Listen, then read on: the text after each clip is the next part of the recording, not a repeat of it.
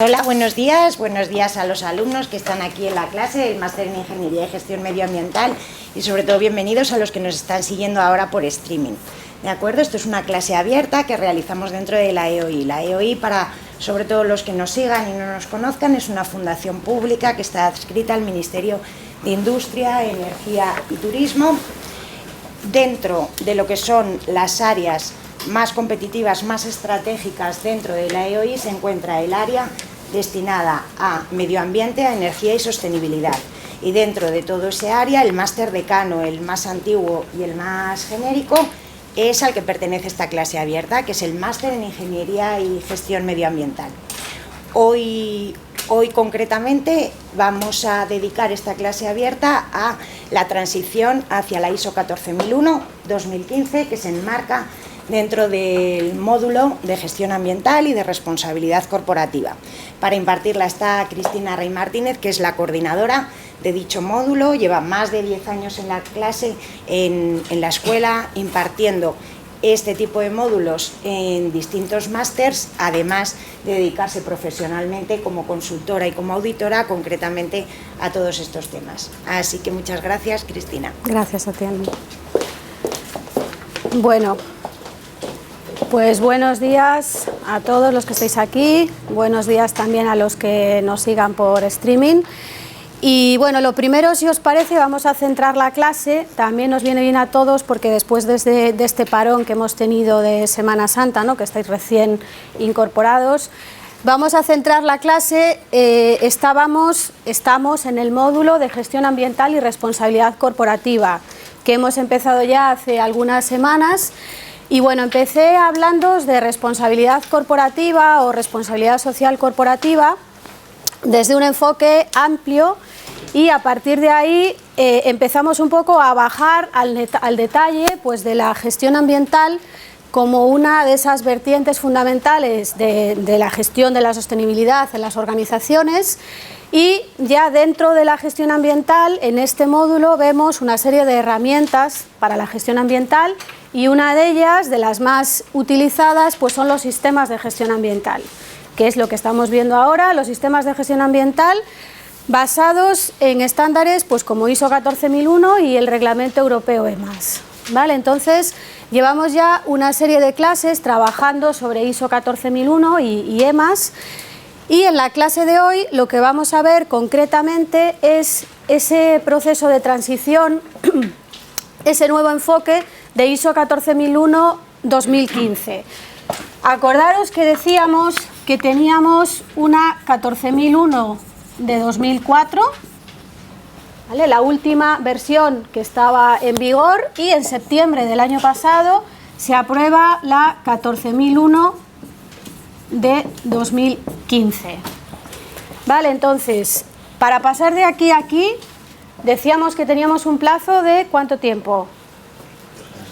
3 años. Vale, entonces estamos en esa situación que ya os he comentado desde el principio, que cuando vosotros, cuando vosotros salgáis de aquí, cuando os toque abordar estos temas, todavía vamos a tener esta norma, digamos, válida, que aunque ya no está en vigor porque está anulada por esta nueva versión, sí os vais a encontrar todavía sistemas de gestión ambiental implementados conforme a este estándar. Por eso lo estamos viendo, por eso lo hemos visto. ¿Qué vamos a ver ahora? Cómo hacer esta transición, que probablemente os vaya a tocar a más de uno, cómo hacer esa transición, cómo pasar de aquí a aquí en el plazo de estos 3 años, viendo pues un poco los nuevos enfoques, cuáles son los nuevos objetivos de esta revisión, y eso es un poco lo que vamos a ver a lo largo de la clase de hoy, ¿vale? Bueno,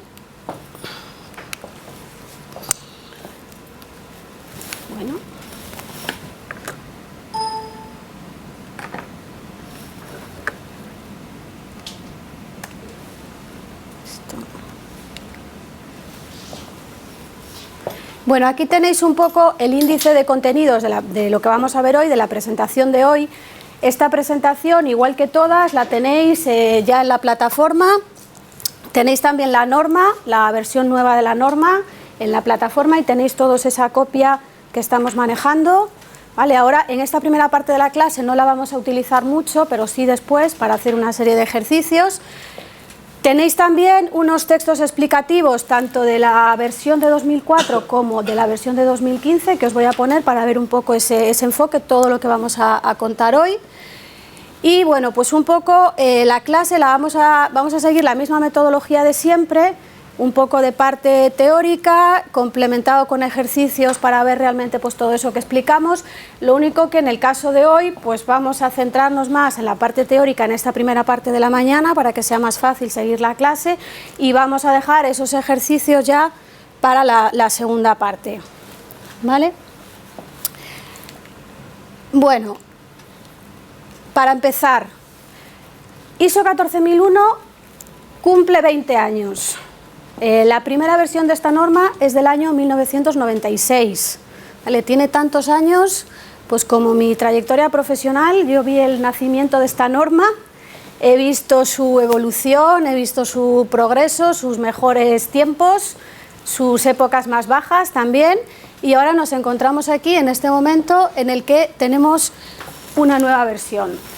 Yo lo que vengo diciendo, pues desde que se ha empezado a hablar de este proceso de transición y ya desde que esta norma estaba en borrador, lo que sugiero a cualquiera que vaya a hacer este proceso de transición, pues incluidos vosotros, que probablemente os vaya a tocar hacer asesoría en esta materia o estar en alguna compañía en la que tengáis que abordar este proceso de transición, es lo primero, hacer una reflexión, plantearnos una serie de cuestiones un poco obvias, un poco básicas, pero que a veces lo que yo veo, lo que parece es que en algunas compañías, precisamente el hecho de que esta norma tenga un recorrido tan largo, 20 años, parece que a veces se olvida un poco cuál es el objetivo de todo esto, se pierde un poco el enfoque, se pierde un poco el norte, es decir, esas reglas del juego que yo os contaba al principio, de auditorías, de seguimientos, de no conformidades, de todo eso, a veces parece que un poco el objetivo de esto solamente es eso, solamente es mantener esa certificación, ese sello, pasar esas auditorías, y se pierde un poco la perspectiva de el valor interno que realmente un sistema de gestión ambiental debería de aportar a la propia organización. Entonces me parece que es un buen momento para hacer de nuevo esa reflexión, y ya que vamos a empezar un proceso de modificación, de actualización, de revisión del sistema de gestión actual, pues ver un poco como hacia atrás y pensar un poco en esas cuestiones tan básicas que es lo que os estoy comentando, porque si yo os pregunto, ¿una compañía necesita un sistema de gestión ambiental? ¿Necesita, por decirlo de otra manera, necesita desarrollar una gestión ambiental, tener en cuenta todas las consideraciones ambientales que le afectan? Sí, ¿no? La respuesta es evidente. ¿Necesitamos una ISO 14001? No tiene por qué. Yo puedo hacer una gestión medioambiental correcta, incluso muy buena, sin tener una ISO 14001 detrás o una certificación detrás. Pero al final, ¿qué está ocurriendo? Que es una exigencia de mercado, ¿no? Es decir, me veo casi obligado a seguir a utilizar este tipo de estándar. ¿Por qué? Así, alguna razón rápida, de esto ya hemos hablado, un poco para entrar en materia. ¿Por qué? Para que puedan exigir clientes, proveedores. Exigencia de clientes, de proveedores, exigencia de mercado. Más que exigencia de proveedores, más bien yo se lo exijo a mis proveedores, empieza una cadena en la cual se considera casi como un requisito para poder operar, sobre todo en determinados sectores, en determinados mercados, ¿no? Por tanto, a lo que voy, sobre esto ya hemos hablado mucho, pero a lo que voy es que tengamos un poco una postura inteligente respecto a esto y pensemos que ya que tengo que tener este estándar, porque al final me veo obligado a ello, vamos a intentar sacarle el mayor partido posible, no solamente ese reconocimiento externo, no solamente el mantener esa certificación, ¿vale? Yo diría que esta sería una de las primeras reflexiones que haría, es decir, tratemos de que el sistema de gestión ambiental de verdad sea una mejora del desempeño, sirva como herramienta para una mejora del desempeño ambiental de las organizaciones. De entrada os diría dos ideas para que os quedéis con ellas como enfoque de esta nueva norma o como objetivos muy globales que persigue la revisión de la norma. Uno de ellos es tratar, ayudar o promover que la gestión ambiental de las organizaciones forme parte de la estrategia global del negocio, es decir, no sea algo aislado, el sistema de gestión ambiental aislado, sino que se integre de verdad como parte de la estrategia global de la organización. Esa es la primera idea.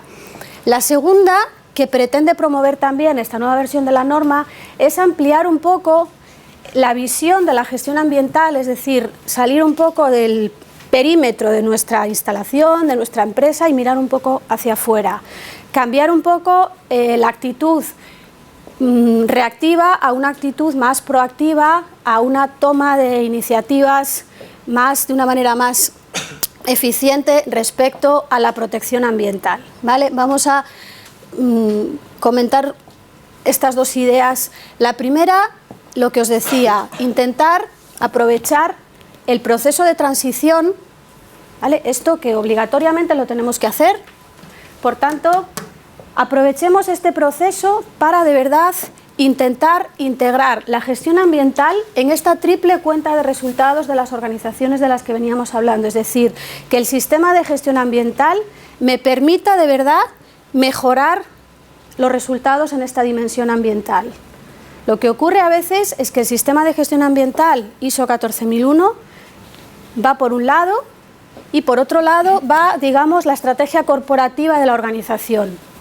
Bueno, pues lo que deberíamos de intentar conseguir es que esos sistemas de gestión ambiental en todas las organizaciones sean herramientas que de verdad contribuyan a mejorar los resultados en la dimensión ambiental. ¿Qué pasa? A ver, seguro que nosotros, todos los que estamos aquí, tenemos una sensibilización un poco especial hacia los temas ambientales, ¿no? Está claro. Yo pues, me he dedicado a esto desde que terminé la carrera, he hecho este máster y llevo 20 años trabajando en temas ambientales, por tanto, forma parte de nuestro día a día. Vosotros estáis aquí, entiendo que porque queréis dedicaros a eso, tenéis esa sensibilización hacia los temas ambientales, pero ya nos pasará un poco, seguro, en nuestros entornos más cercanos, con nuestras familias, nuestros amigos, sobre todo, hace unos años, ahora ya vamos avanzando, ¿no?, en materia ambiental, pero seguro que ya percibimos esa diferencia de sensibilización en entornos mucho más cercanos, ¿no? Pues hace unos años simplemente el hecho a lo mejor de tener 2 bolsas de basura en casa, pues ya era como un poco raro, ¿no? A día de hoy, afortunadamente ya no, pero aún así todavía probablemente exista una cierta brecha entre vuestra percepción y la del resto de muchas personas.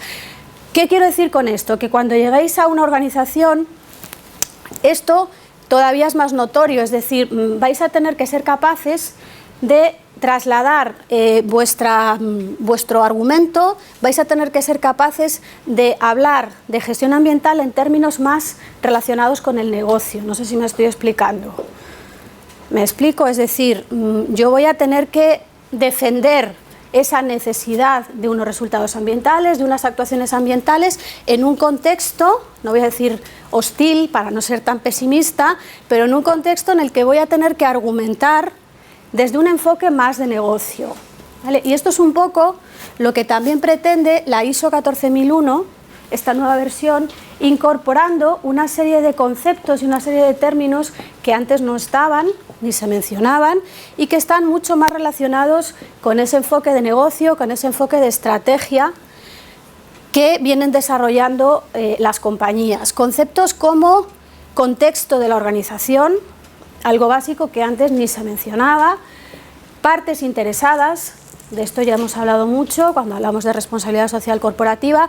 Partes interesadas es el núcleo, es la base de cualquier estrategia de sostenibilidad en una compañía y antes tampoco aparecía para nada ese concepto en la norma ISO 14001 ni en ninguna norma de sistemas de gestión, ¿vale? Ahora ya se incorpora para tener en cuenta este contexto.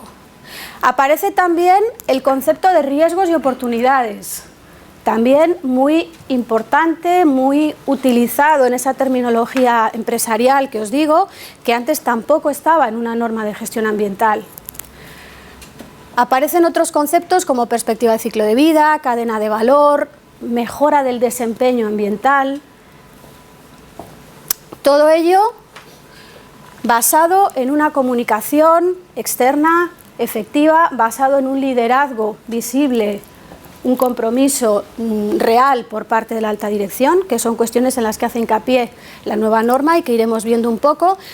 Pero de entrada lo que quería era daros estas dos ideas como punto de partida. Tratemos de integrar la gestión ambiental en la gestión global de la compañía, en la gestión global del negocio, y tengamos una actitud más proactiva de cara a iniciativas que favorezcan de verdad la protección ambiental, ¿vale? Mejoremos de verdad el desempeño ambiental de la organización. No pensemos tanto en el sistema, sino pensemos más en los resultados a los que me puede llevar esa mejora en el sistema de gestión. Vale, vamos a ver en 3 minutos, vamos a ver un vídeo donde una persona de ISO nos hace un resumen muy claro, muy conciso sobre estas 3 cuestiones que acabamos de comentar. ISO 14001, ISO's well-known standard for environmental management systems, was first launched in 1996. With the publication of the 2015 edition, we asked Acting ISO Secretary General Kevin McKinley why the standard has been revised. Well, the environmental context now is challenging. We see a lot of difficult discussions on climate change.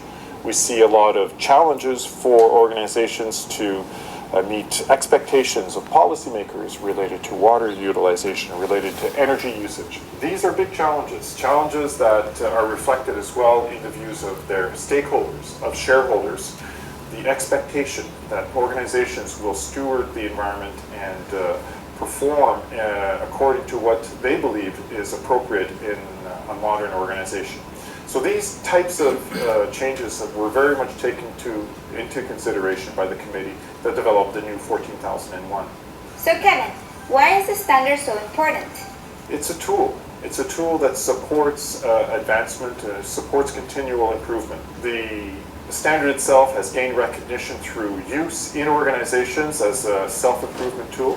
It's also gained prominence through third-party recognition, through certification, where we have now more than 300,000 certificates for 14001 globally, a sign of its impact and a sign of its uptake in many countries.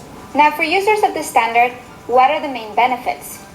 The 14001 standard will be a way for organizations to help meet their legal requirements. That's certainly very important. And to also go beyond and to take measures that are in keeping with the expectations of their stakeholders, of their shareholders. It's also an organized way to get employees engaged on meeting environmental commitments. Finally, it also is a competitive advantage. The use of ISO 14001 is something that can be used as a distinguisher from other organizations, and even in many cases provide some financial advantage for the organization, realizing certain efficiencies and improved performance. And Kevin, who is behind this standard? In this case, we had more than 70 participating ISO members actively contributing time of their experts, their nominated experts, to provide insight and draft the new 14001. It involved more than 120 people. Now let's talk to Anne-Marie Warris, one of the 120 experts involved and chair of the ISO subcommittee responsible. Anne-Marie, can you tell us what are the main changes? Bueno, lo vamos a dejar aquí, vamos a empezar a ver estos cambios y luego continuamos.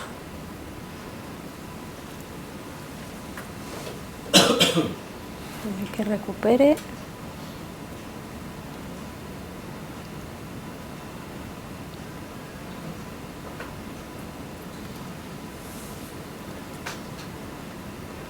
Bueno, me apaño fatal sin ratón.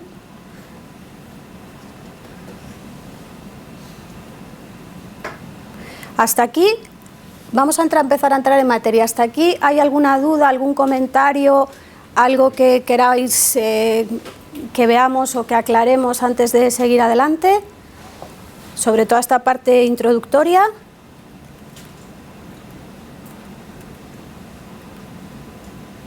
¿Nada? ¿Está todo claro? Vale. Bueno, por tanto, lo que estamos diciendo, la primera idea con la que quiero que os quedéis. Hasta ahora, ISO 14001 de 2004 se limitaba un poco a ver la instalación, la empresa, de una forma como un poco cerrada, ¿no? Quedarse en el perímetro de la empresa. Lo que pretende ISO 14001-2015, como os digo, es ampliar un poco esa visión. Por tanto, pretende que las compañías se fijen un poco en lo que es toda su cadena de valor, es decir, todos esos procesos que van ocurriendo desde el inicio para que realmente se llegue a producir el producto final o a dar el servicio final.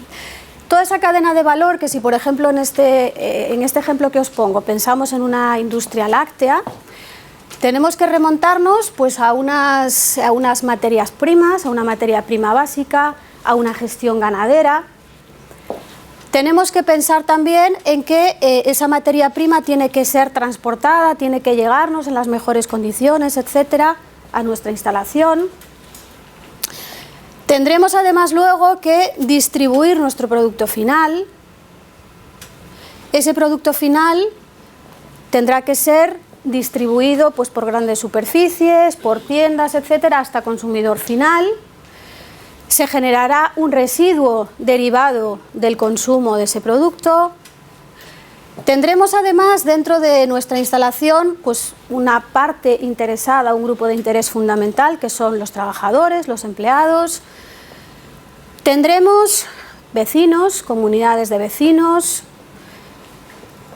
Tendremos otro grupo de interés fundamental, que son todos los proveedores, toda la cadena de suministro, proveedores tanto de servicios que pueden tener y en muchas ocasiones tienen un impacto ambiental importante, como proveedores de materiales, de materias primas, como puede ser, pues en este caso, por ejemplo, los proveedores de envases para yo comercializar mi producto. Tendremos además la sociedad en general, que cada vez está más sensibilizada con los temas ambientales. Ya lo hemos comentado, todavía queda mucho camino por recorrer para llegar a ese consumo responsable del que hemos hablado en más de una ocasión, pero es verdad que cada vez la sociedad está más sensibilizada hacia los temas ambientales, al menos para poder hacer esa discriminación negativa en caso de que alguna compañía haga las cosas mal, ¿no? Por tanto, también están ahí. Luego están los organismos reguladores, que tienen mucho que decir, marcan en temas ambientales de una manera muy clara y muy rotunda las pautas de actuación, a través de leyes, de reglamentos, en todos los ámbitos, estatales, autonómicos, locales. Y luego tendremos además, fundamental, por encima de todo esto, tendremos el capital, es decir, tendremos los inversores, los accionistas, tendremos esa perspectiva que os he dicho desde el principio, que no podemos perder de vista, que es la sostenibilidad financiera, que es la cuenta de resultados económicos de la organización. Está muy bien que nosotros tengamos quizás a veces un poco de idealismo, ¿no?, en todos nuestros planteamientos ambientales, pero no podemos olvidar que al final, si no existe una sostenibilidad económica, pues la empresa tampoco tiene ya razón de ser, ¿no? Por tanto, es fundamental mantener ese equilibrio y no perder esa perspectiva. Tenemos pendiente, ¿os acordáis? Por cierto, luego lo comentamos, la exposición de ese caso práctico, de ese primer caso práctico evaluable que hablábamos, sobre un plan de mejora ambiental para una organización, y una de las cosas fundamentales en las que yo os hacía mucho hincapié era precisamente en ese análisis de materialidad, en esa justificación de por qué esas cuestiones, de por qué esas propuestas de mejora eran necesarias o eran convenientes para esa organización sobre la que venimos trabajando en el caso práctico. ¿Vale? Tenemos pendiente hacer esa exposición, luego os comento cuándo y cómo lo vamos a hacer, pero precisamente un poco mi enfoque era este, es decir, el papel, un plan de mejora ambiental sobre el papel lo aguanta todo, pero todo esto tiene que estar justificado, tiene que estar en esa estrategia global del negocio, que es lo que os vengo comentando. ¿Vale? Este enfoque está claro, veis un poco lo que pretendo transmitiros, ¿no? que no nos quedemos única y exclusivamente en la parte ambiental, sino que lo veamos desde la perspectiva de todo el negocio y que nos fijemos en toda la cadena de valor a la hora de desarrollar, de planificar, de implementar el sistema de gestión. Veremos hasta dónde todo esto y simplemente lo que quiero es daros esa idea general ya como introducción. Seguimos entonces. Bueno, los plazos. Simplemente deciros que la norma, el periodo de revisión ha sido largo, se empezó a revisar en 2011, como hacia mediados de 2011, han sido 4 años de revisión de la norma. Pensar que las normas internacionales, pues lo que hemos hablado ya más veces, que todo el mundo esté de acuerdo en todas las frases, se someten a comentarios. Esta norma además ha tenido muchísimos comentarios, ha habido aspectos muy concretos, pues como el tema de riesgos y oportunidades o como el tema de ciclo de vida, que han creado bastante inquietud y por tanto se ha demorado mucho el proceso de revisión. Se ha aprobado en septiembre del año pasado, junto con la ISO 9001 de calidad, que también se ha revisado, y hasta 2018 es el plazo para la transición, es decir, en septiembre de 2018 los certificados con respecto a la ISO 14001 de 2004 dejan de estar en vigor. Bueno, aquí tenéis simplemente el enlace, el acuerdo, el IAF es el Foro Internacional de Acreditación, que es un poco donde se ha acordado ese plazo, donde se han sentado todas las bases para hacer esa transición. Veremos cómo también, veremos hacia el final de la clase, cómo aprovechar o cuál sería la forma más lógica, más coherente de ir haciendo esa transición en ese plazo. Un poco por resumir el cambio de enfoque, tenemos cambios estructurales en la estructura de la norma, ya lo veremos y ya lo hemos comentado, estructura de alto nivel, y un lenguaje más claro o más explícito en algunas cuestiones, gestión ambiental estratégica, de lo que decíamos, muy importante también, se le da mucho peso a la parte de liderazgo y compromiso por parte de la alta dirección, desempeño ambiental y mejora continua, fundamental. Parece que es muy evidente, ¿no? Si estamos hablando de un sistema de gestión ambiental, parece que eso ya debería de estar y como algo de mucho peso, y efectivamente estaba, no es nuevo ni la mejora ni los indicadores, pero en esta versión de la norma se hace mucho más hincapié en demostrar la mejora continua en indicadores de desempeño ambiental y en poder demostrar en definitiva esa mejora en el tiempo del desempeño ambiental, de los resultados ambientales. Vamos a comentar la estructura de alto nivel, que suena así como algo muy importante, ¿no? Estructura de alto nivel. Bueno, la estructura de alto nivel no es más que esto, estas 10 cláusulas que van a ser comunes para todas las normas ISO de sistemas de gestión. Es una estructura común que aprobó ISO, la Organización Internacional de Estandarización, que consta de estas 10 cláusulas. Antes teníamos esto, acordaros que es sobre lo que ya hemos estado trabajando, este esquema. Y otra idea importante, todo lo que estaba aquí sigue estando aquí. ¿Vale? Esto es importante, no es que haya cosas importantes que se anulen o que se cambien drásticamente, no, todo lo que estaba sigue estando, por eso lo hemos visto, por eso hemos visto la ISO 14001 de 2004, simplemente ahora está, podemos decir, ordenado de otra manera, estructurado de otra manera y aparecen algunos requisitos nuevos que no estaban antes y sobre eso será sobre los que haya que trabajar más.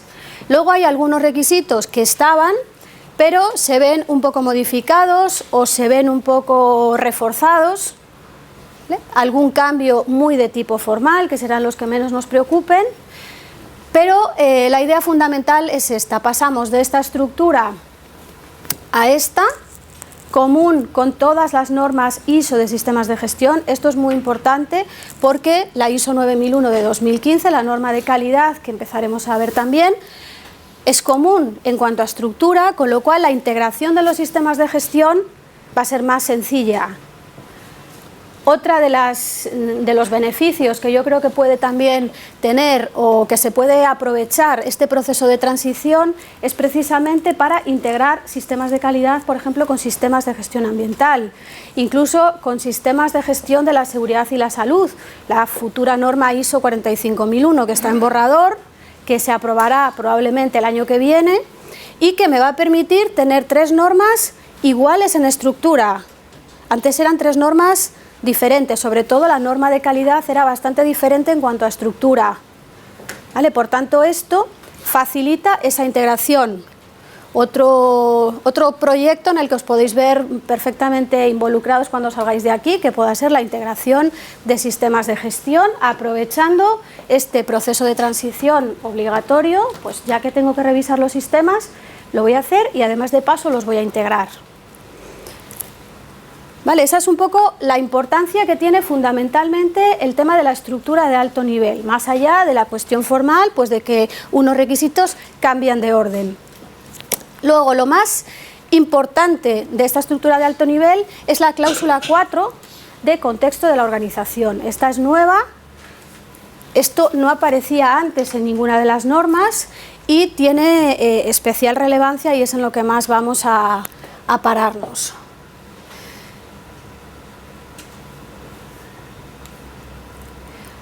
La estructura de alto nivel, la nueva estructura de las normas ISO, sigue el enfoque de ciclo de mejora continua que ya hemos visto. Los sistemas de gestión siguen basándose en ese ciclo de mejora continua, planificar, implementar o ejecutar, revisar, siempre medir, siempre verificar lo que se está haciendo y seguir actuando para la mejora. La única diferencia o la única cuestión adicional es que ahora las normas me piden seguir en ese esquema, pero atendiendo a las diferentes necesidades o expectativas de las partes interesadas que voy a analizar un poco en función del contexto de la organización, ¿vale? Es decir, si lo veis en este esquema, que es el propio que viene en la norma, lo que me pide es que, lo que os decía antes, mire un poco más hacia afuera, no solamente lo que tengo dentro de mi organización. Aquí tenéis el listado de requisitos de la ISO 14001-2015. En rojo están marcados los que son nuevos, digamos, o los que tienen alguna modificación. Y esto lo tenéis también, que vamos a manejarlas para los ejercicios prácticos y cuando empecemos a hacer ejercicios de auditorías, lo vamos a manejar junto con las tablas de referencias cruzadas que tenéis en el anexo B de la norma. Viene unas tablas donde en la primera columna tenéis los requisitos de la 14001 de 2015 y en la columna de la derecha de 2004, ¿vale? Simplemente para poder hacer esa correlación de cara a temas ya más formales, más de documentación, más de auditoría. ¿Vale? ¿Hasta aquí alguna duda? ¿Todo claro? ¿Estamos ya centrados otra vez en la materia? ¿Sí? ¿Sí? Vale. Bueno, pues vamos a entrar en el tema ya de nuevos enfoques y requisitos de ISO 14001. Podemos decir que tenemos algunos requisitos que son nuevos porque antes ni se mencionaban, ni se pedían, ni se exigían de ninguna manera, y tenemos otra serie de requisitos o de cláusulas que no son nuevas del todo porque ya estaban, solo que ahora están de una manera o más explícita o un pelín más exigente o sometidos a algún cambio muy de tipo formal que, como digo, para nosotros van a ser los menos importantes.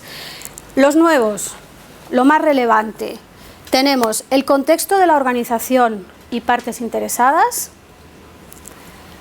el enfoque hacia riesgos y oportunidades y la perspectiva de ciclo de vida, ¿vale? Son 3 cuestiones que antes no existían para nada en las normas, ni había ningún tipo de requisito respecto a ello. Todo esto debe de ser tenido en cuenta en la planificación del sistema. Luego veremos cómo.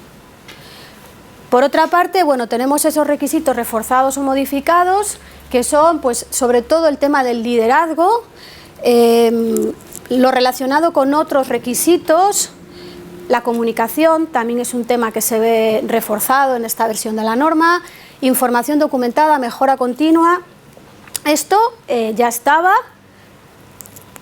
pero digamos que tiene un matiz ahora con un cierto nivel mayor de exigencia. Luego lo comentamos. Vamos a centrarnos de momento en esto, que es en lo que tendríamos que empezar a trabajar si tenemos que hacer este proceso de transición. Pensar que estamos empezando este camino, es decir, estamos al principio de estos 3 años. La norma se ha aprobado en septiembre del año pasado.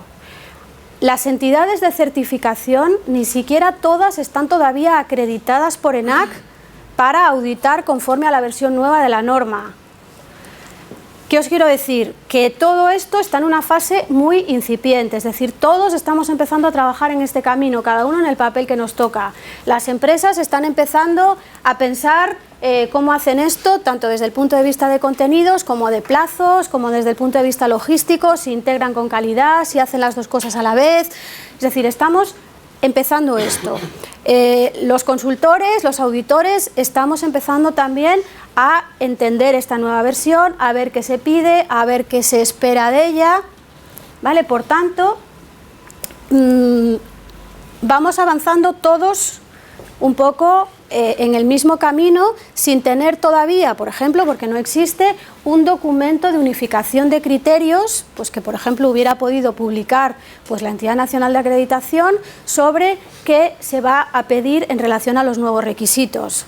Por tanto, yo vuelvo a la misma idea de partida, y es, tengamos una actitud más proactiva, es decir, en vez de pensar qué me van a pedir, pensemos un poco qué puedo aportar yo a la organización o cómo puedo yo mejorar un sistema de gestión abordando estos nuevos requisitos, ¿vale? Pensándolo de esta forma, seguro que esa otra cuestión la voy a tener superada, ¿vale? Ahí es lo habitual, desde que está el borrador de la norma, en todas las charlas, jornadas, yo en cursos que he impartido, vienen muchas personas que realmente casi lo que te preguntan después de buenos días es qué me va a pedir el auditor, ¿no? Tiene lógica también, porque al final es lo que inquieta un poco pues a las empresas, que van a tener que superar esas auditorías, que van a tener que cambiar un poco el enfoque, es lógico. Pero yo os digo que si le damos la vuelta y pensamos realmente ¿para qué me puede servir a mí esto?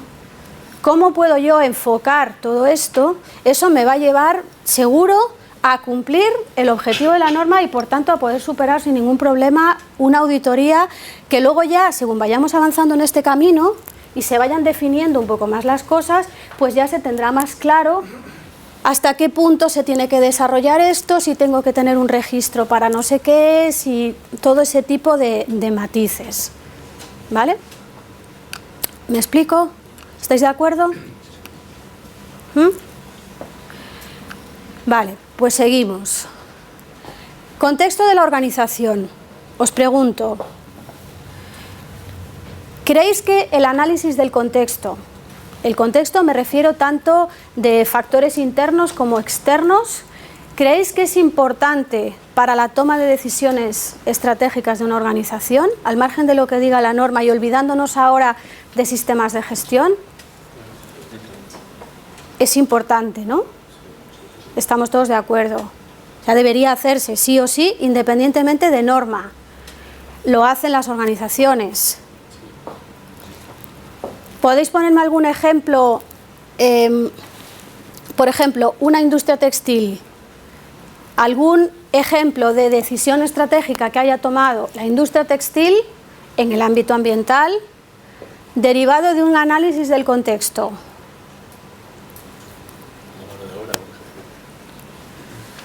La mano de obra, estás entrando en temas sociales.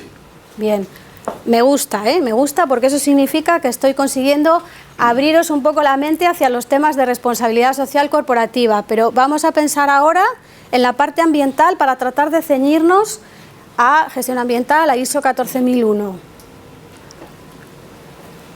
Por la misma línea, pero llévatelo a la parte ambiental si quieres.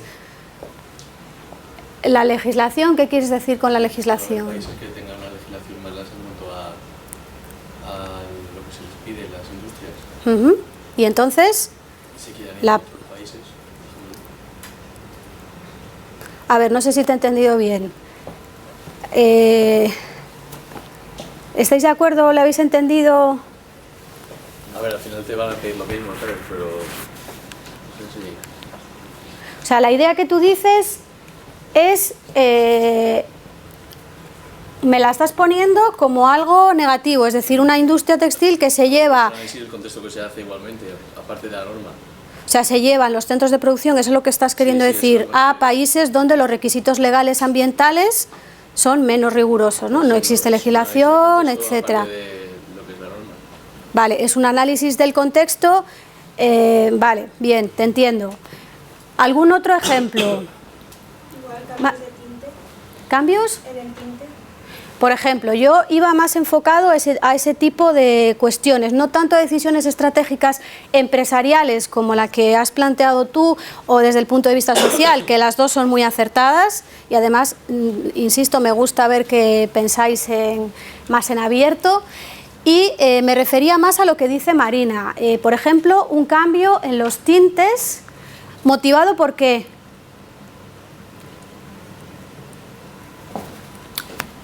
Justamente el ejemplo que, no sé si lo decías por esto, ¿conocéis la campaña Detox de Greenpeace? Es una campaña que lleva en marcha ya un tiempo, pues básicamente Greenpeace le exige a las grandes marcas de la industria textil que tengan en consideración pues justamente lo que ha dicho Álvaro de, aunque me dejen contaminar allí donde produzco, vamos a aplicar unos estándares mínimos, unos requisitos mínimos para tener en cuenta esa contaminación ambiental en nuestros centros de producción, estén donde estén. ¿Vale? Básicamente esa campaña lo que viene a decir es eso, limpia un poco tu ropa de tóxicos y de... Además esto está ahora también con el tema de los vertidos, hay otra campaña de Greenpeace un poco también en la línea de los vertidos tóxicos. Vale, bueno, lo podéis ver, al final es esto, es cualquier compañía textil se está viendo presionada, se está viendo influenciada, está viendo que hay un factor externo en este caso, analizando ese contexto, que le está obligando pues a tomar actuaciones, a tomar medidas en el ámbito ambiental, pues como puede ser la sustitución de químicos o en otro ámbito pues la eliminación de bolsas de plástico, que tomaron la decisión ya hace tiempo muchas marcas de la industria textil. Vale, al final eso viene de un análisis del contexto, desde el punto de vista ambiental. Otro ejemplo, el sector turístico, una cadena hotelera, pues un poco en la misma línea. Por ejemplo, se me ocurre, se nos pueden ocurrir cantidad de cosas. Ve, analizando el contexto, que el tema de huella de carbono empieza a ser importante para determinadas organizaciones que quieren calcular su huella de carbono como organización, la quieren reducir, la quieren compensar, quieren actuar en esta materia, incluso quieren estar pues en este registro, ¿no? Y como nos gustan mucho aquí en España el tema de los sellos y los registros, las medallas y estas cosas, quieren estar ahí en ese registro de huella de carbono y por tanto pues una cadena hotelera decide implementar una línea de actuación organizando eventos neutros en carbono, que sabéis que esto se hace, pues eventos que lo que se hace es calcular la huella de carbono del evento y compensarla con proyectos pues en determinados sitios a los que están asociados pues precisamente por ejemplo esas cadenas hoteleras. ¿Vale? Medidas de ese tipo. Al final vemos, bueno, el tema del car sharing, que es, no sé si lo conocéis, pues también servicios, hoteles que tienen ese servicio para pues tener una flota de vehículos pues más sostenible, más eficiente, que la ponen a disposición de los clientes y demás. Al final son decisiones estratégicas en el ámbito ambiental que vienen de un análisis del contexto. Luego es algo que ya se estaba haciendo, que ya se hace y que ya se debería hacer si no se está haciendo, independientemente de que ahora haya un estándar ISO 14001 que nos quiere ayudar a que de verdad se haga esto. ¿Lo veis? Bueno, pues no es más que eso, no es más que algo de sentido común como hacer este tipo de análisis. Luego ya entramos en qué nos pide concretamente la norma y cómo hacerlo, cómo llevarlo a la práctica si queréis ya cómo documentarlo, porque sabemos pues, que los sistemas de gestión ambiental tienen toda esa parte de documentación, que es la que luego yo tengo que evidenciar a partir de registros y demás en auditorías, que estoy llevando a cabo todo eso. Vale, ¿qué nos pide la norma? Respecto a esto nos pide 4 cosas. Nos pide analizar el contexto en el que operamos desde un punto de vista medioambiental, identificar las partes interesadas, grupos de interés, comprender las necesidades y las expectativas de los grupos de interés y, a partir de ahí, definir el alcance de mi sistema de gestión. ¿Vale? Tan sencillo como esto. En cuanto al análisis del contexto en el que operamos, aquí estamos en ISO 14001 y estamos hablando, por tanto, de un contexto desde el enfoque de medio ambiente. Si esto lo trasladamos a calidad, ISO 9001, 2015, o lo trasladamos a la futura 45001 de seguridad y salud laboral, tendremos que hacer ese análisis de contexto en los ámbitos en los que sea necesario. Es un análisis de contexto que al final se hace siempre desde todas las variables. ¿Cómo lo hacemos para que forme parte del sistema de gestión ambiental? Bueno, lo que tenemos que conseguir o que intentar es que esté de alguna manera sistematizado, es decir, que no sea un análisis del contexto así intuitivo, improvisado, sino que esté sistematizado cómo lo voy a hacer, que esté procedimentado, que forme parte de un proceso que se haya definido, que esté actualizado porque el contexto en el que operan las compañías es un contexto dinámico, por tanto hay factores que pueden no estar hoy y estar mañana, hay cuestiones que pueden ser relevantes en un determinado momento y en otro no, por tanto esto tendrá que estar actualizado, igual que tiene que estar actualizado prácticamente todo el sistema de gestión, ¿no? Como hemos ido viendo en clases anteriores. Una posibilidad, realizar un análisis DAFO, de manera que yo vea desde el punto de vista interno y externo cuáles son mis debilidades, mis fortalezas, qué amenazas tengo externas, qué oportunidades. ¿Vale? Esto podría ser porque volvemos a recordar lo que hemos dicho desde el principio. La norma, ya la anterior, la de 2004, me decía qué tengo que hacer, pero no cómo lo tengo que hacer. Pues esta norma sigue siendo exactamente igual en esa línea. Me dice qué tengo que hacer, pero no cómo. Por tanto, yo puedo sugerir hacer un procedimiento donde se formalice, se sistematice cómo se va a analizar periódicamente ese contexto de la organización y puede quedar documentado en un registro basado en un análisis DAFO que, por tanto, pues tendrá también su fecha de actualización correspondiente. ¿Vale? No significa que yo haga ese análisis de contexto hoy para hacer este proceso de transición y me valga ya para el resto de los próximos 20 años, ¿no? Vale. Eso podría ser como evidencia para tú evidenciar que haces el contexto que tienes. Sí, ¿no? ¿Qué pensáis? ¿Tú qué piensas? Te devuelvo la pregunta. Yo creo que sí. Podría valer, ¿no? Al final, ¿yo qué tengo que hacer? Tengo que realizar de verdad ese análisis del contexto y eso, de ahí lo voy a hacer sobre un soporte, ¿no? Digamos, sobre un registro, pues de esa forma puedo evidenciar que estoy haciendo ese análisis de contexto. ¿Sí? Ejemplo, vamos a pensar en una empresa química como la del caso práctico en el que estamos trabajando y vamos a pensar, por darle un poco más de información, que sea una empresa química que lleva 30 años implantada en el mercado. ¿Vale? Y estamos analizando el contexto en el que se mueve. Tratando de hacer ese análisis DAFO con un ejemplo, vamos a pensar, por ejemplo, en factores internos. Comentamos ya en su día, cuando analizamos esa empresa, que tenía unos procesos de envasado antiguos, ¿no? Puede ser una debilidad, que además tiene unas instalaciones antiguas frente a unos requerimientos ambientales cada vez más exigentes. Eso es otra debilidad interna. Como fortalezas, pues podemos pensar que tenemos una marca muy consolidada, muy implantada en el mercado, ¿no? Con un prestigio ya y un reconocimiento importante, y además tenemos una situación financiera buena. Eso es un factor interno que también va a condicionar mucho el desempeño ambiental. ¿no? Hasta qué punto podamos o no implementar mejoras ambientales. Si pensamos, por ejemplo, estoy dando ejemplos, insisto mucho en esto, todo lo que yo sugiero para llevar a cabo alguno de los requisitos de la nueva norma son posibles planteamientos.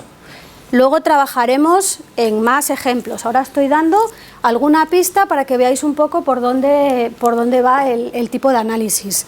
Factores externos, pues tenemos que como amenaza cada vez más se implanta otro tipo de envases más ecológicos, de uso y retorno, que tenemos como clientes. Acordaros que era una empresa que no comercializaba producto final, sino que comercializaba productos para uso industrial. Sus clientes son grandes empresas que tienen a su vez políticas de responsabilidad social corporativa cada vez más exigentes con toda la cadena de proveedores. Por tanto, me están pidiendo o me puedo adelantar y puedo esperar que en breve me pidan o me impongan una serie de requisitos contractuales de cara a mi gestión ambiental. Como oportunidades, pues yo puedo, por ejemplo, diferenciarme en el mercado, tratar de diferenciarme en el mercado a partir de un tipo de envasado especial, un tipo de envasado más ecológico, innovador, lo que sea, ¿vale? Puedo detectar esa oportunidad. Luego ya veré si puedo trabajar hacia ello o no, qué tipo de mejoras puedo hacer, si me puedo plantear objetivos, pero por lo pronto lo tengo identificado, tengo hecho ese análisis del contexto. Más cosas. Identificación de las partes interesadas. Identificación de sus necesidades y expectativas. Ya sabemos quiénes son las partes interesadas, ya lo hemos comentado. Insisto, básico en cualquier estrategia de RSC o de sostenibilidad, identificar todas esas partes interesadas. ¿Qué me pide la ISO 14001 o qué se hace realmente en cualquier estrategia de RSC? Identificar cuáles son las necesidades y expectativas de esos grupos de interés. En concreto aquí, en materia ambiental. Pregunto, ¿cómo identifico esas necesidades?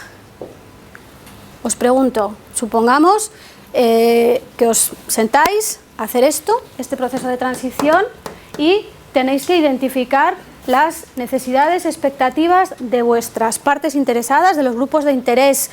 Yo manejo más la terminología de grupos de interés porque me resulta más familiar, a mí me suena mejor, pero la realidad es que la norma se ha traducido como partes interesadas. Vale. Si tuvieseis que hacer esa identificación de necesidades, ¿cómo lo haríais? Tenéis papel en blanco y tenéis que hacer ese registro, vamos a suponer, de identificación. ¿Qué utilizaríais? ¿En qué os basaríais? Encuestas. ¿Qué sería lo ideal? Encuestas. Es decir, comunicación, ¿no? Encuestas es una vía de comunicación. La fórmula ideal, la perfecta, es la comunicación, el diálogo con los grupos de interés, en lo cual se basa también una estrategia de sostenibilidad. ¿Hasta dónde llevar esto a la práctica? Pues depende de factores internos de la organización, desde cultura, cuál sea su estrategia implementada, es decir, grandes empresas como pueden ser Gas Natural, Repsol, empresas en las que probablemente vosotros vais a hacer prácticas al terminar el máster, tienen sistemas de gestión corporativos, tienen estrategias de RSC corporativas, por tanto, la parte de identificación de partes interesadas y de necesidades, expectativas de partes interesadas probablemente ya la tengan cubierta como parte de esa estrategia de RSC. Lo que tendrán que hacer, lo que habrá que hacer es trasladarlo un poco al sistema de gestión ambiental. Y toda esta terminología a ese tipo de empresas le resulta mucho más familiar, ya son conceptos que tienen mucho más integrados en su día a día. El problema o la dificultad será en empresas donde todos estos conceptos son absolutamente extraños, donde no tengan, pues en pequeñas, medianas empresas, donde no tengan todavía estrategias de RSC, donde no tienen incorporadas estas terminologías a la hora de desarrollar su gestión. Por tanto, ahí sí que a lo mejor hay que hacer un trabajo mucho más desde cero, mucho más de folio en blanco, como digo yo, ¿no? Por tanto, si tuvieseis que hacer esa identificación de demandas, de expectativas en materia ambiental de los grupos de interés, tendríais que intentar Fundamentalmente, tener información derivada de una comunicación real y de una comunicación efectiva con los grupos de interés. En algunos casos puede que la haya, por ejemplo, con clientes suele haber una comunicación, entre otras cosas, si además hay, por ejemplo, un sistema de gestión de calidad ISO 9001, pues con clientes estará implementada también una comunicación mucho más sistematizada por el propio sistema de calidad. Habrá, por tanto, la idea es, habrá grupos de interés en función de cada compañía, de cada sector, de cada situación, con los que ya haya esa comunicación y sea fácil hacer esa identificación, y en otros casos pues habrá que tirar también pues de estudios sectoriales, de estudios de mercado, de un poco de la situación social, por ejemplo, si estamos pensando en qué espera la sociedad desde el punto de vista medioambiental de determinado sector.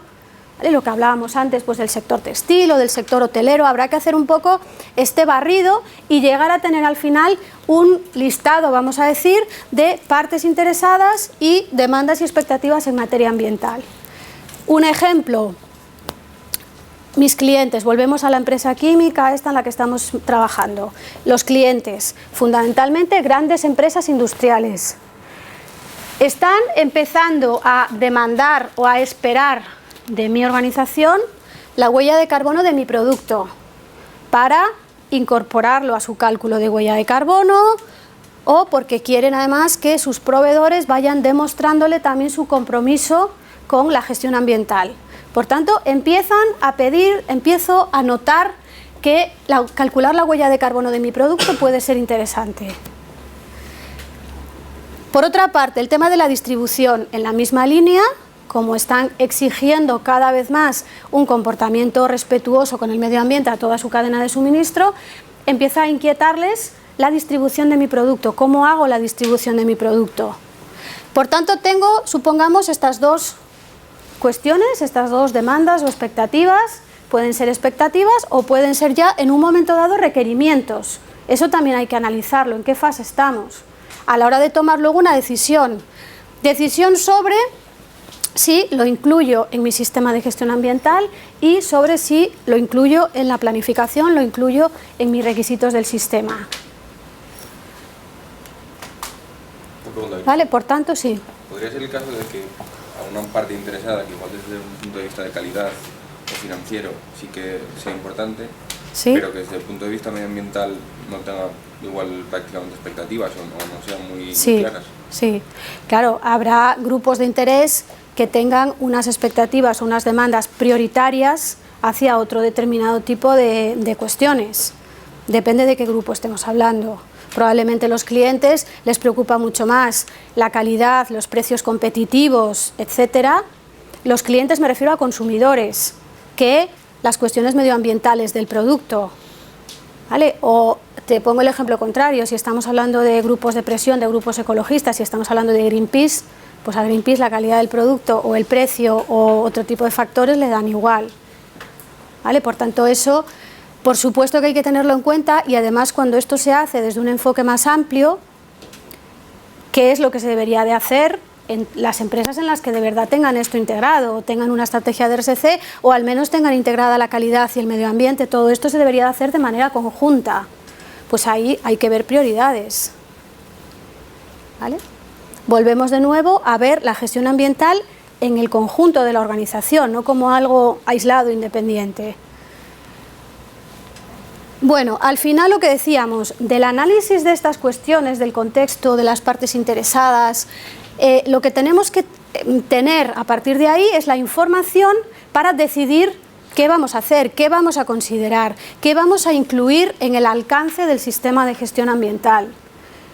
Un poco volviendo al ejemplo que poníamos, supongamos que yo tengo estas dos demandas o estas dos expectativas y decido pues que el tema de la huella de carbono de mi producto está muy bien, lo tengo en cuenta, pero a día de hoy no lo veo ni tan necesario, ni tan viable, ni que vayan a valorarlo tanto mis grupos de interés, y por tanto tengo otras prioridades. Decido no considerarlo, no incluirlo en la planificación de mi sistema. Supongamos, en cambio, por ejemplo, que la flota de distribución más eficiente, si considero que es un tema que además me va a repercutir en beneficios también empresariales de otro tipo, aparte de satisfacer la demanda de mis clientes y demás, y por tanto me planteo incluir la distribución en el alcance de mi sistema de gestión. ¿Vale? Ya veremos cómo, ya decidiré qué voy a hacer, pero decido que la distribución va a ser parte del alcance de mi sistema de gestión, aunque lo haga una empresa subcontratada, o aunque vaya a cambiar de proveedor, o aunque lo vaya a hacer yo mismo, como sea, pero decido a partir de ese análisis que lo voy a incluir en el alcance de mi sistema. ¿Vale? ¿Veis un poco las etapas, ¿no? Analizo el contexto, las partes interesadas y sobre lo que tengo decido el alcance del sistema de gestión. ¿Alguna duda hasta aquí? ¿O algún comentario?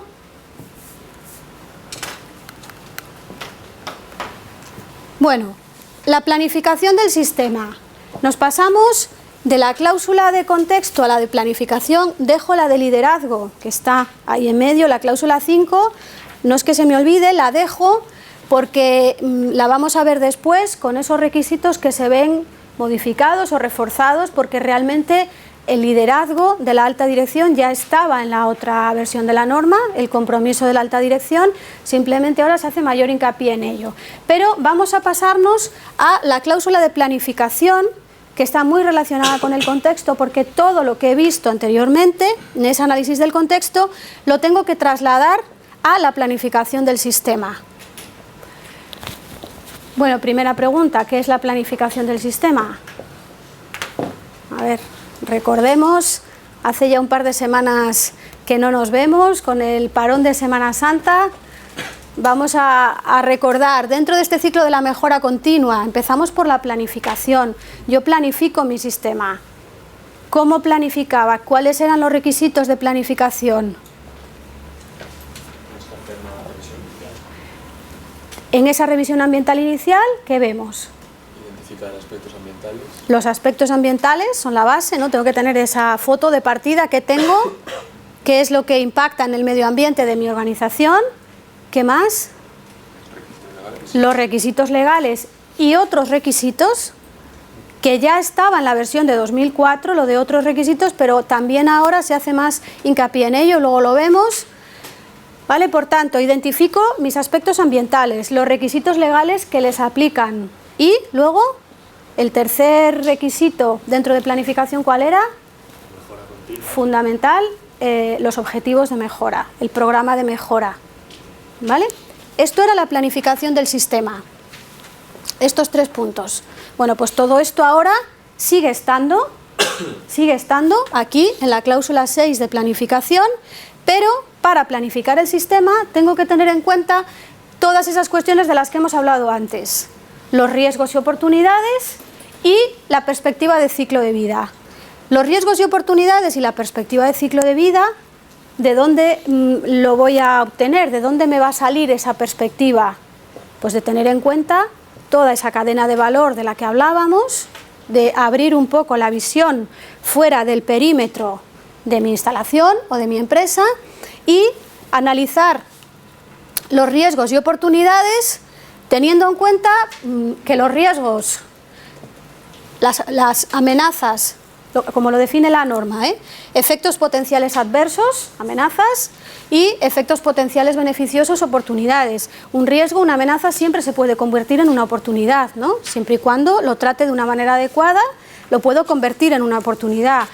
Yo tengo que analizar riesgos como por ejemplo todos los que tenemos aquí.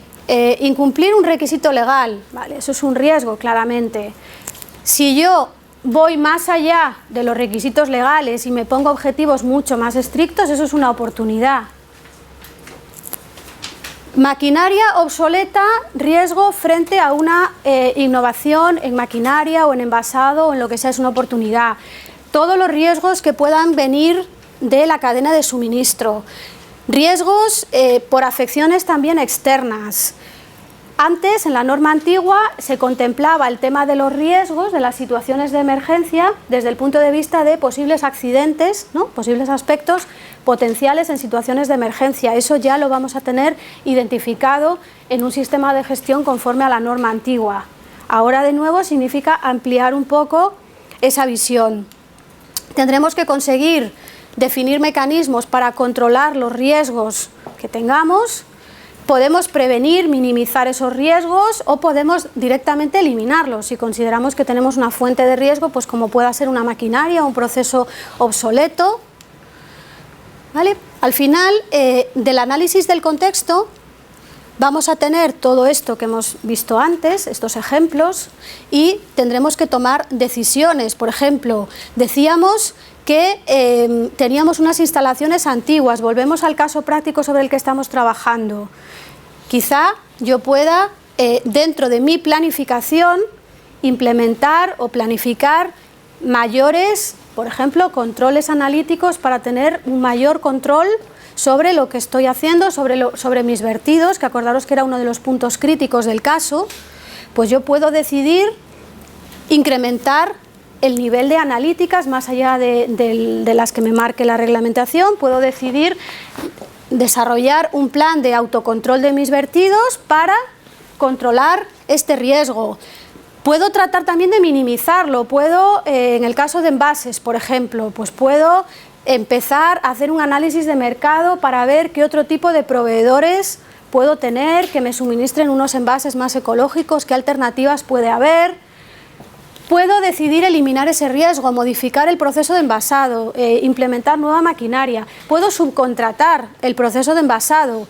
Tendré que ver qué alternativas tengo y a partir del análisis de todo esto, tomar la decisión correspondiente para la planificación. Simplemente comentaros, el tema de riesgos y oportunidades ha sido uno de los más críticos en todo el proceso de revisión porque asustaba un poco ese enfoque de gestión del riesgo. Hay una norma que es la ISO 31001 que va sobre la gestión del riesgo, de todo tipo de riesgos. Para nada, lo dejo claro, para nada exige 14001 de 2015 utilizar ISO 31001 para hacer un análisis de riesgos, ¿vale? Es decir, con hacer un análisis del contexto y de partes interesadas y de ahí analizar hasta qué punto supone riesgos o oportunidades para mi organización, es suficiente, no hay que hacer ningún tipo de análisis más allá. Otra cosa es que hay organizaciones donde ya tengan implementada esta gestión del riesgo, que ya estén utilizando esta norma y entonces puedan hacer uso de ella también para la parte ambiental, pero no es obligatorio. ¿Vale? Volviendo al ejemplo de las partes interesadas referido a los clientes, pues lo mismo, yo de este análisis puedo decidir controlar los riesgos. Me están pidiendo la huella de carbono de mi producto, bueno, pues voy a empezar a calcular las emisiones de gases de efecto invernadero, al menos alcance 1 y 2, para ir trabajando sobre ello, ¿vale? Aunque no vaya a tener todavía esa huella de mi producto. O, por ejemplo, en el caso de los transportistas, pues voy a implementar una serie de cláusulas contractuales a los transportistas o voy a sustituir a los proveedores de transporte por otros con otro tipo de políticas más sostenibles, etcétera. Es decir, a partir de ahí decido para incrementar esto en mi planificación, en mi programa de mejora, en mi evaluación de aspectos. ¿Sí? ¿Lo veis? Veis que es un análisis más profundo o más amplio que el que habíamos hecho inicialmente solo de identificar aspectos de la instalación, ¿no? En cuanto a la perspectiva de ciclo de vida, pues igual que os he dicho lo de riesgos y oportunidades, os digo lo mismo respecto a análisis de ciclo de vida. Hay una norma que es la ISO 14040 para análisis de ciclo de vida, que tampoco es necesario utilizar ni esta norma ni hacer un análisis de ciclo de vida completo de mi producto o de mi servicio ni nada por el estilo. La norma lo que me pide es tener en cuenta esa cadena de valor, tener esa perspectiva de ciclo de vida. Luego, en la segunda parte de la clase, ahora no me estoy parando por lo de estar en una clase abierta y demás, en la segunda parte de la clase vamos a hacer algunos ejercicios sobre estos temas y vamos a ver qué es lo que nos dice la norma para que entendáis que esto que digo yo no es porque lo diga yo, es porque la norma no me pide hacer un análisis de ciclo de vida ni me pide hacer un análisis de riesgos formal. ¿Vale? Bueno, en resumen, tengo contexto de la organización, partes interesadas, perspectiva de ciclo de vida, riesgos y oportunidades, una serie ahí de conceptos todos muy relacionados, ¿no? Pero ¿cómo tengo todo esto en cuenta en la planificación del sistema? ¿Cómo llevo esto a la práctica? Bueno, vamos a verlo con dos ejemplos. Uno, el que estamos diciendo, porque lo hemos considerado como uno de los aspectos críticos, que es lo que tiene que ver con la flota de distribución de mi producto, de ese análisis del contexto, de mis partes interesadas, lo que me han demandado, en lo que me han demostrado que están preocupadas por el tema ambiental. Decido pues que uno de los temas críticos es este. Otro, vamos a pensar que sea el de los proveedores de envases. Volviendo a lo mismo, son los ejemplos que hemos puesto de expectativas o demandas de mis grupos de interés que consideramos importantes. Vamos al primero de ellos. Tengo un riesgo, ¿no? Vamos a pensar en el enfoque riesgo-oportunidad. Tengo un riesgo, ¿qué riesgo tengo asociado desde el punto de vista ambiental a el transporte de mi producto? Aspectos ambientales, emisiones, huella de carbono.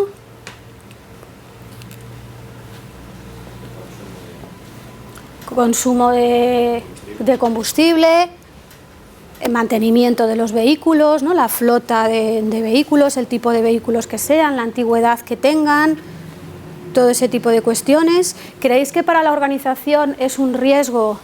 Y ahí ya no hablo solo de riesgo medioambiental, yo diría que es un riesgo con una causa medioambiental, pero es un riesgo en sí para la organización tener una flota de transporte, una flota de distribución, supongamos una compañía láctea, volviendo al ejemplo este, que está distribuyendo producto diariamente hasta todos los rincones y todas las tiendas de pueblo.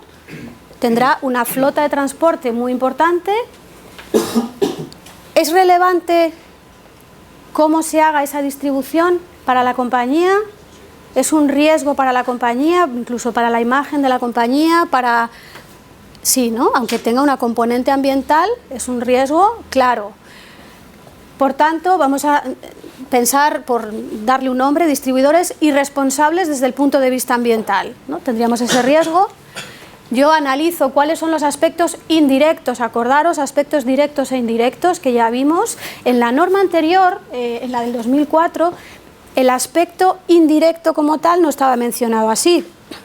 ¿De qué nos hablaba la norma anterior? De aquellos aspectos sobre los cuales la organización pudiera tener control o pudiera tener influencia, ¿os acordáis? Por tanto, estaríamos en aspectos indirectos, que llamábamos a esos de terceros, sobre los cuales la organización puede ejercer un determinado grado de influencia. Voy a considerar, por tanto, que estos aspectos son significativos, ¿vale? A partir de un método de evaluación y demás, yo llego a considerar que son significativos. Requisitos legales y otros requisitos. Tengo unos requisitos legales que me afecten a mí de mi distribuidor de transporte desde el punto de vista de las emisiones. No tengo un límite que tenga que cumplir yo, no hay nada por el estilo, pero yo me puedo, si lo considero oportuno, yo puedo planificar, puedo incorporar un requisito un requisito que estaría dentro de esa categoría de otros requisitos voluntarios. Puedo decir, pues yo no voy a admitir en mi flota de transporte vehículos con unas emisiones superiores a lo que sea, o no voy a permitir que la huella de carbono del transporte de mi producto sea superior a un determinado valor. Me lo puedo plantear. Me puedo plantear, por tanto, un objetivo de mejora. Estoy planificando, ¿eh? Estoy haciendo la planificación teniendo en cuenta todo eso de lo que hemos hablado. Estoy haciendo la planificación y me puedo plantear pues reducir la huella de carbono del transporte en un porcentaje determinado en un determinado momento. Me puedo plantear una sustitución de vehículos también en un determinado plazo. ¿vale? Me puedo plantear una serie de objetivos de mejora que al final me puedan llevar a ser, pues por ejemplo, la compañía con una flota de distribución más eficiente de toda España. En un determinado momento, incluso a que me den un premio y un reconocimiento externo como la flota de transporte más eficiente del sector o lo que sea. ¿Veis un poco el enfoque, cómo enlazamos unas cosas con otras? Si yo me quedo con la ISO 14001 de 2004, a lo que puedo llegar, y de hecho llegamos, es a identificar como aspecto indirecto los aspectos de mi flota de transporte. Y si tengo una gestión ya muy avanzada y lo considero, podría llegar a incluirlo como algún objetivo de mejora, pero sin que la norma me lo estuviese exigiendo de una manera tan explícita como ahora. Ahora la norma me obliga a hacer y a formalizar y a sistematizar y a documentar este análisis previo para llegar a todo esto, para llegar a esta planificación. ¿Vale? Por tanto, un poco por hilar todo lo que ya habíamos visto. Yo antes, para hacer la planificación de mi sistema, tenía que tener registrados mis aspectos ambientales significativos, ¿no? Que lo hicimos a través de una metodología de evaluación, mis requisitos legales, mis objetivos de mejora, todo eso lo sigo teniendo que tener ahora, conforme a la nueva norma, pero además tendré que tener unos registros derivados de un análisis formal del contexto de la organización y de las demandas y expectativas de partes interesadas, lo cual me llevará a definir de todo eso qué se puede convertir en riesgos y en oportunidades. Y todo eso lo incorporaré a esta parte de la planificación que ya teníamos en la versión anterior de la norma. ¿Lo veis? Lo vais a ver mejor cuando hagamos algún ejercicio y cuando luego entremos un poco más en detalle, pero ¿veis un poco cómo se hilan unas cosas con otras? ¿Sí? ¿Podríais hacer vosotros esto para otro tema, los proveedores de envases? Lo vamos a dejar aquí porque luego vamos a trabajar en ello. Otra sugerencia, vuelvo a insistir mucho en que cada organización debe plantear esto como le parezca adecuado. La norma me dice qué tengo que hacer, pero no cómo. Tendré que aprovechar todo lo que ya haya. Si la empresa ya tiene una estrategia de RSC, si ya tiene un análisis de materialidad también desde el punto de vista ambiental, si ya existen comunicaciones, registros de demandas de partes interesadas, todo eso lo incorporaré al sistema de gestión ambiental. Lo referenciaré en el sistema de gestión ambiental, pero puedo hacerlo de muchas maneras. Aquí veis un ejemplo, que luego vamos a trabajar también en este ejemplo, un procedimiento a través del cual yo tengo todo esto en cuenta de una manera global.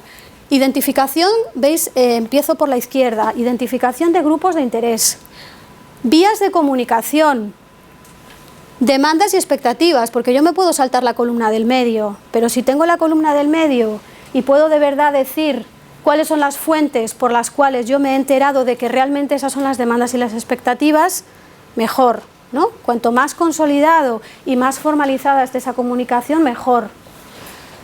Luego, valoraré la relevancia de todas esas cuestiones desde criterios de compañía y desde criterios basados en los grupos de interés. Esto es un análisis de materialidad. A partir de ahí decidiré y tendré como 4 categorías de importancia con unos valores numéricos asignados y conseguiré tener todas las cuestiones ambientales aquí representadas en esta matriz de materialidad ambiental para ver desde el punto de vista, valorando criterios de compañía y criterios de grupos de interés, cuáles son las cuestiones de prioridad muy alta, alta, media y baja. ¿Vale? Y lo representaré. Y a partir de esa información yo decidiré, para la planificación, decidiré si lo considero primero en el alcance del sistema o no. Si lo considero ya, lo considero a futuro, no me interesa. Luego en la planificación del sistema decidiré es un riesgo, es una oportunidad, lo considero, no lo considero, lo valoro, y a partir de ahí me planteo otros requisitos de cumplimiento o no, etcétera. ¿Vale? Este es un ejemplo de procedimiento, que luego lo veremos, haremos un par de ejemplos con él, ¿vale? Para profundizar un poquito más.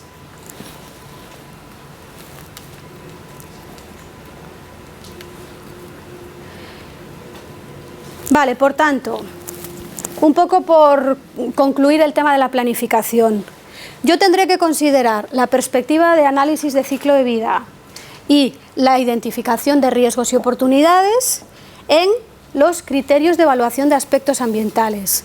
Es decir, tendré de alguna manera que evaluar los aspectos ambientales indirectos para tener en cuenta esa perspectiva de ciclo de vida y incorporar ese análisis de riesgos también a esa evaluación de aspectos para determinar si son significativos o no.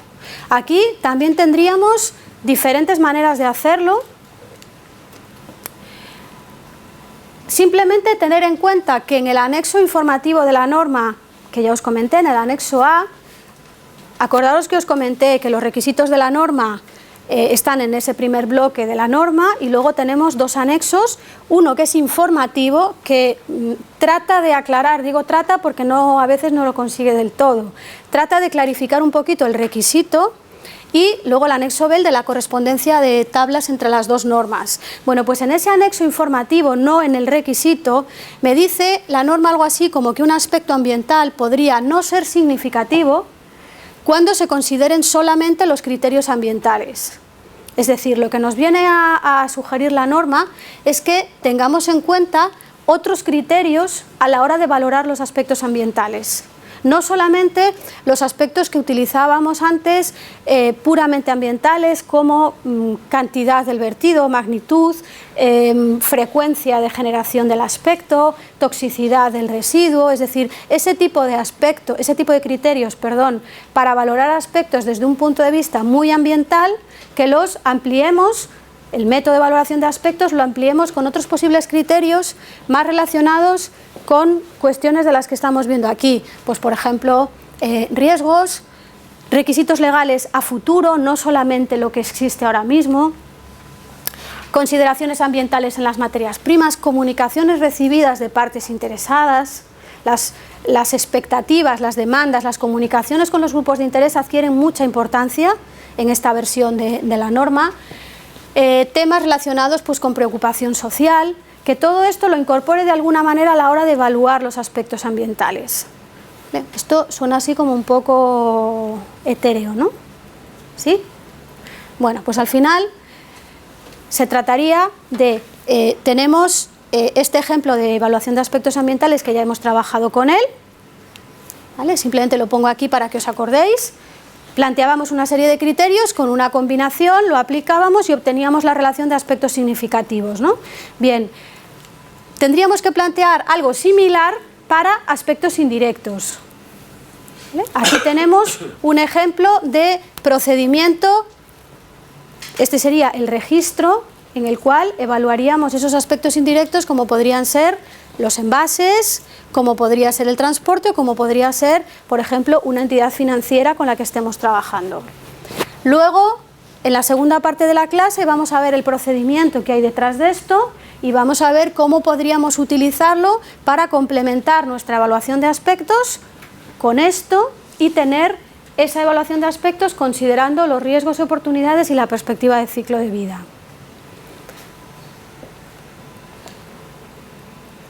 Por tanto, como conclusiones de la planificación del sistema, tenemos que los riesgos y oportunidades los tenemos que identificar a partir del análisis del contexto y de las partes interesadas.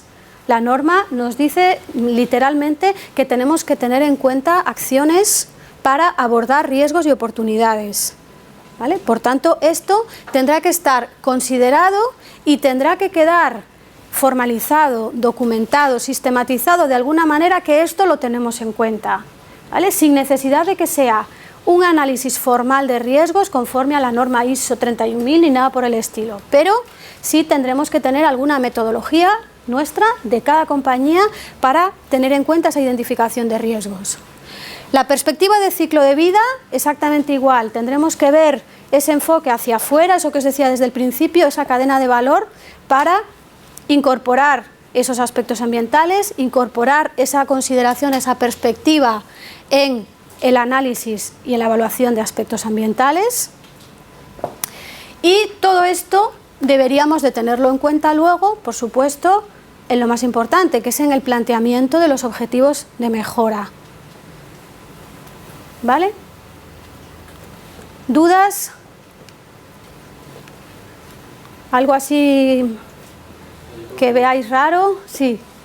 La nueva norma no te obliga a tener en cuenta todos los aspectos indirectos, pero que sí te obliga a pensar en el alcance, en las partes interesadas y tal. O sea, como que lo tengas en mente, pero no te obliga a tener todos en cuenta, todos los aspectos indirectos. Más o menos esa es la idea. Tú vas a tomar la decisión. La norma no te dice cuántos aspectos tienes que considerar, ni cómo, ni hasta dónde tienes que plantearte objetivos de mejora sobre ellos.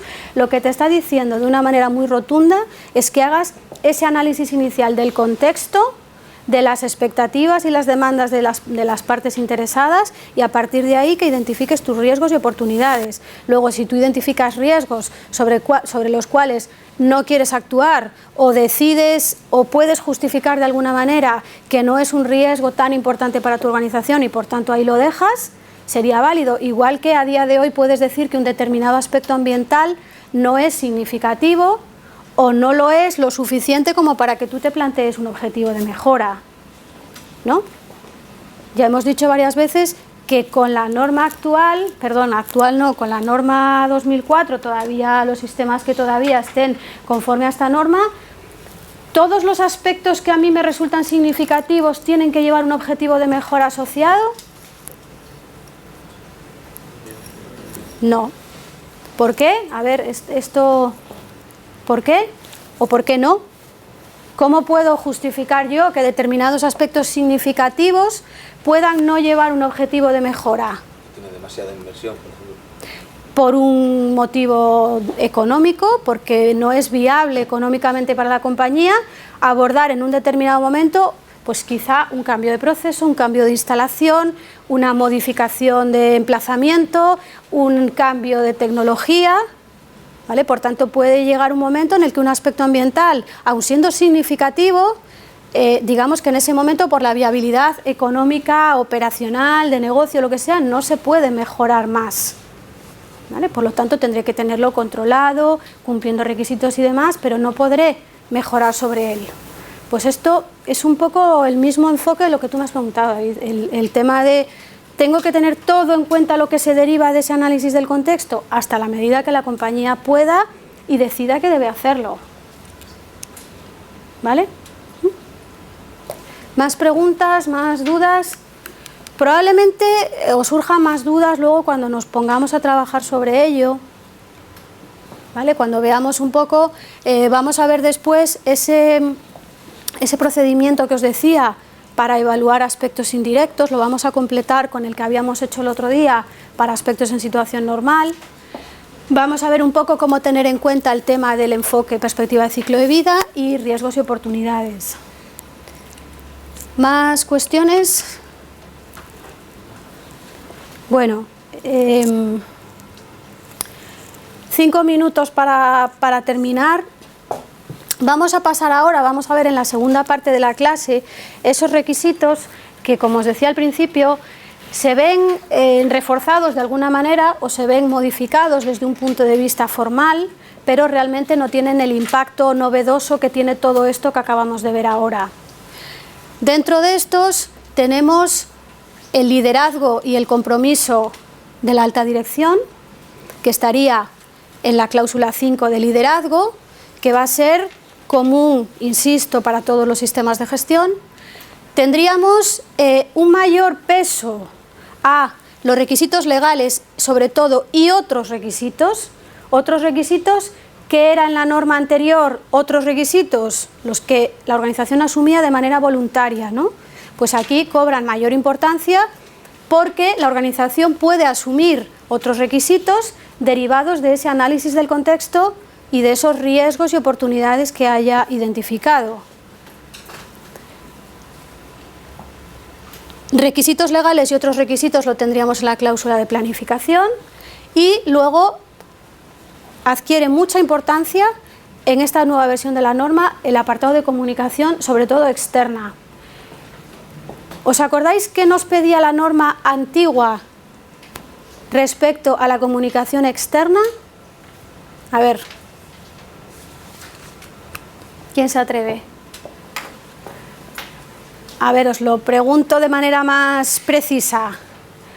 ¿Me obligaba la norma ISO 14001-2004 a comunicar información ambiental? ¿No? ¿Nada?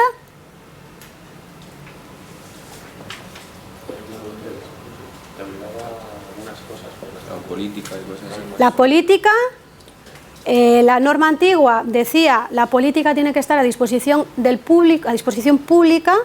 Ahora dice a disposición de las partes interesadas porque incorpora ese concepto, ningún cambio.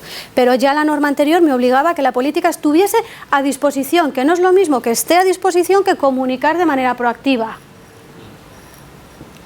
¿Qué me obligaba a comunicar de manera proactiva? Únicamente lo que tenía que ver con requisitos legales. Si yo tengo que comunicar, pues por ejemplo a la administración, pues mis emisiones, ¿no? Si tengo que reportar determinados parámetros ambientales, lo tengo que hacer. Más allá de los requisitos ambientales, de los requisitos legales, ¿había algo más que yo tuviera que comunicar de manera proactiva?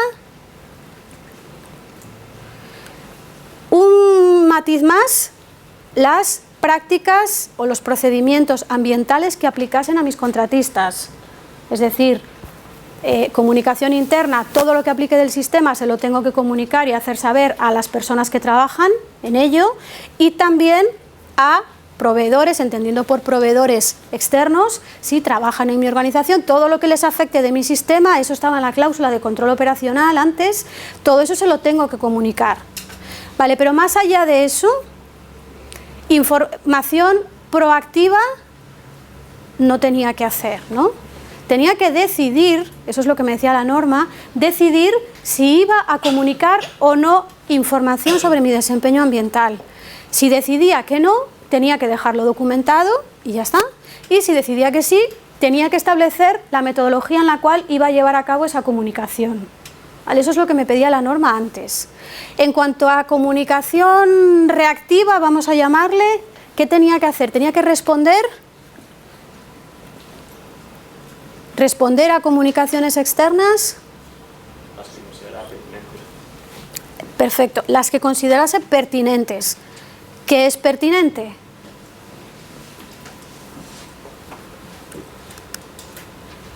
Habrá que decir, la administración parece que debe ser pertinente, pero al final, ¿quién decide qué es pertinente y qué no es pertinente? La organización, pero lo tiene que decidir de manera formalizada, es decir, no de manera improvisada, hoy esto me parece pertinente y pasado mañana no, o dependiendo de lo ocupado que esté. Todo esto tiene que estar formalizado, qué es pertinente, qué no es pertinente, cómo se va a contestar, cuándo, quién. ¿Vale? Eso ya estaba en la norma anterior. ¿Qué ocurre? Que ahora, al cobrar mayor importancia a las partes interesadas, pues lógicamente se convierte en prioritario y en vital la comunicación con las partes interesadas. Por tanto, el sistema tendrá que hacer mucho más hincapié en la comunicación externa. ¿Vale? Luego avanzamos un poquito más en esto. Bueno, y por último, hay un requisito modificado que en realidad es muy formal, y es que se llama información documentada y sustituye a otros requisitos que antes eran documentación, control de documentación y control de registros. ¿Vale? Dentro de este punto tendremos todo lo relativo a documentación y registros. No cambia nada, simplemente pretende simplificar y facilitar la gestión documental de los sistemas. ¿Vale? Y luego, esto estaría dentro de la cláusula de apoyo, y luego tendríamos también, que vamos a hablarlo luego, muy importante, la parte de mejora. ¿Vale? Mejora en cuanto a todo, mejora desde empezando por el liderazgo, los indicadores, vamos a hablar luego de indicadores, de conseguir de verdad esa mejora en el desempeño ambiental. Ya no es nada nuevo tampoco porque ya estaba en esta norma, pero la del 2015 hace mucho más hincapié en demostrar esa mejora en el desempeño ambiental. ¿Vale?